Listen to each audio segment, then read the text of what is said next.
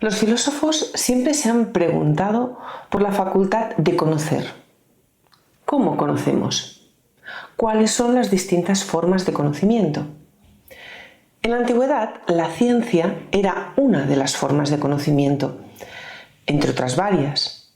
Hoy en día, la ciencia destaca como la principal forma de conocimiento debido al éxito que la tecnología ha tenido en la vida cotidiana de los seres humanos.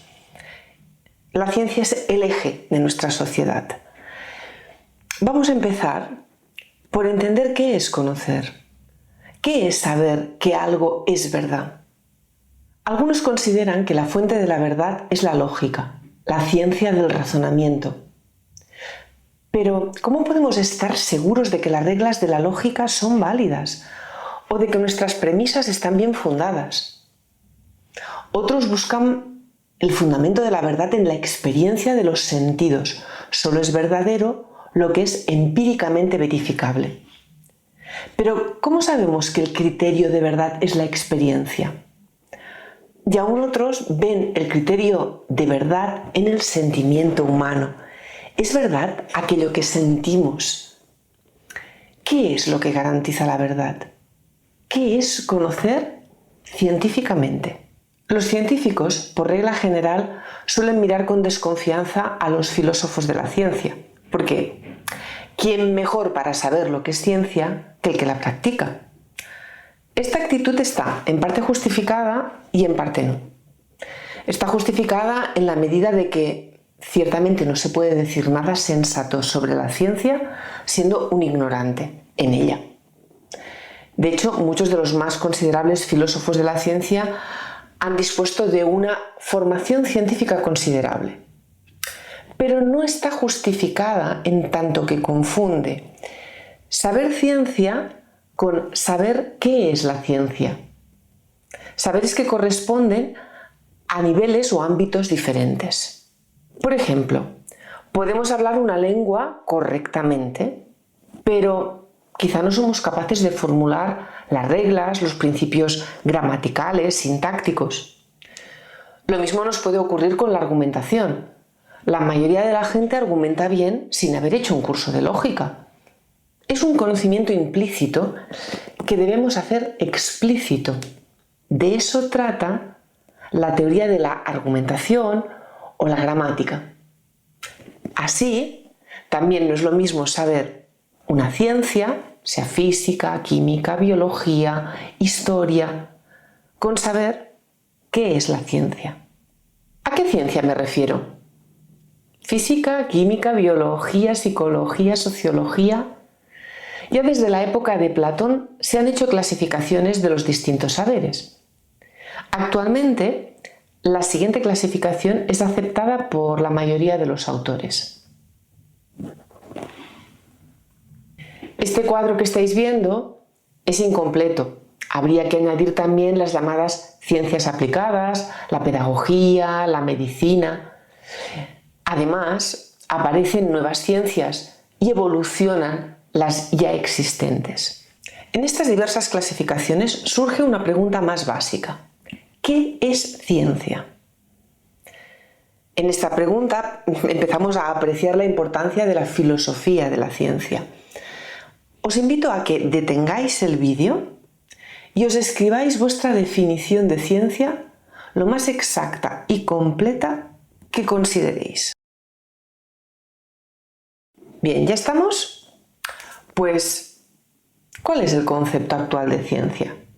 Voy a empezar con algunas consideraciones que no son condiciones necesarias ni tampoco suficientes, pero que se tienen en cuenta a la hora de definir lo que es ciencia. Formularse en un lenguaje riguroso y frecuentemente formalizado. Integrar diversos tipos de constructos, como leyes, teorías, modelos.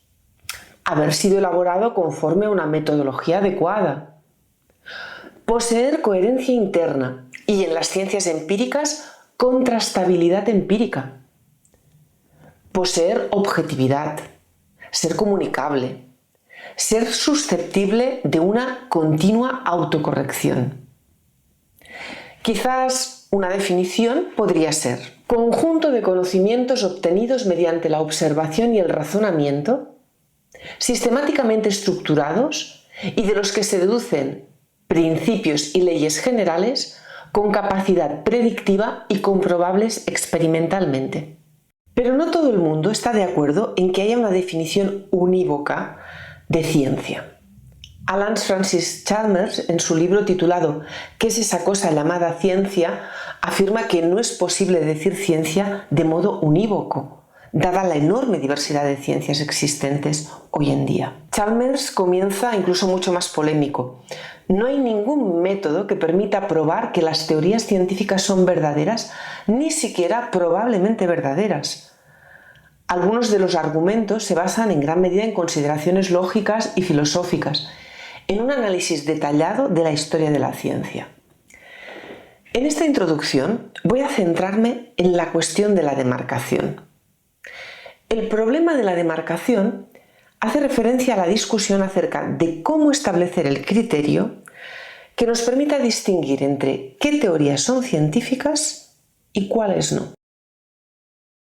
Mientras que la astronomía se considera una ciencia, la astrología no. ¿Por qué? ¿En qué consiste la demarcación entre ciencia y no ciencia o pseudociencia? La cuestión es determinar un conjunto fijo de condiciones necesarias y suficientes para decidir cuándo una pretensión de conocimiento, una teoría o una actividad es científica o no lo es. La mayoría de los científicos del siglo XX y XXI están de acuerdo en que estos intentos han fracasado, pero es una cuestión importante, tanto teóricamente como en la vida práctica. Pensemos, por ejemplo, que una comunidad de observadores de ovnis solicitan el apoyo del Estado para continuar sus labores, montar una base de observación, con un costo de varios millones de euros, respaldándose en la idea de que el Estado tiene la obligación de promover la investigación científica. ¿Sobre qué base se decide si se otorga o no ese apoyo? O recordemos un caso histórico real, como lo ocurrido en Estados Unidos en la década de los 80, cuando distintos grupos, instituciones también, lograron que el Congreso del Estado de Arkansas aprobara una ley para que en las escuelas públicas se enseñara la teoría creacionista, básicamente que el mundo se creó hace unos pocos miles de años por Dios, tal y como cuenta la Biblia, en igualdad de condiciones a la teoría darwinista de la evolución, alegando que la teoría creacionista estaba científicamente probada. La ley fue objetada como anticonstitucional y el problema se trasladó al terreno judicial.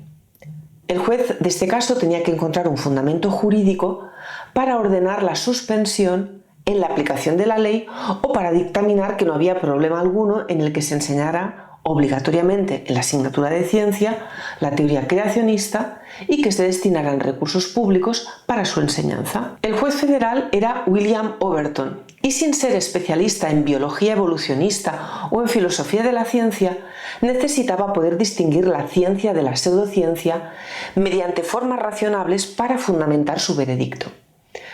En los testimonios de las dos partes intervinieron destacados filósofos de la ciencia, en concreto Michael Ruse y Larry Laudan. Ellos dos protagonizaron una áspera controversia, pues aunque ambos estaban de acuerdo con el veredicto final, no estaban de acuerdo con la sentencia. La sentencia incluía 5 condiciones esenciales como criterio para distinguir el conocimiento científico. Estas condiciones: estar guiado por leyes naturales, ser explicativo por referencia a esas leyes naturales, ser contrastable contra el mundo empírico, que las conclusiones son tentativas, es decir, que no necesariamente constituyen la última palabra, que el conocimiento científico es falible, y la quinta, que es falsable. Laudan no estaba de acuerdo.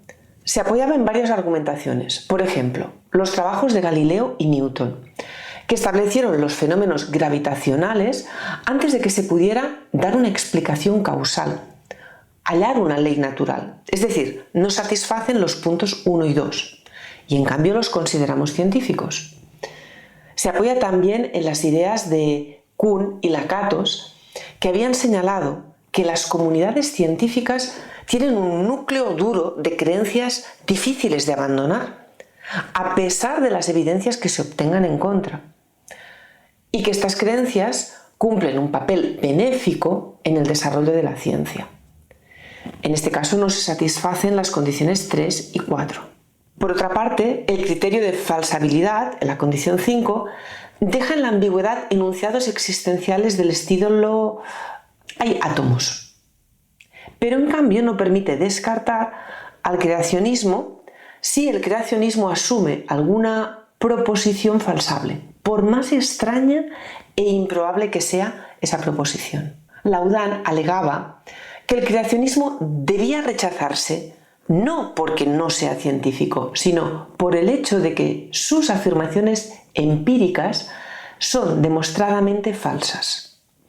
Por ejemplo, los creacionistas sostienen que la Tierra tiene un origen reciente, entre 6.000 y 20.000 años, y que la mayoría de los rasgos de la superficie terrestre son producto del diluvio, que los animales y los hombres fueron creados en el mismo tiempo geológico. Todas estas afirmaciones son falsas y hoy en día es fácil probarlo. Y aquí la controversia. ¿Quería decir Laudán que el creacionismo es científico, como muchas teorías a lo largo de la historia de la ciencia que han sido abandonadas, como el modelo planetario de Ptolomeo o la teoría de Flogisto?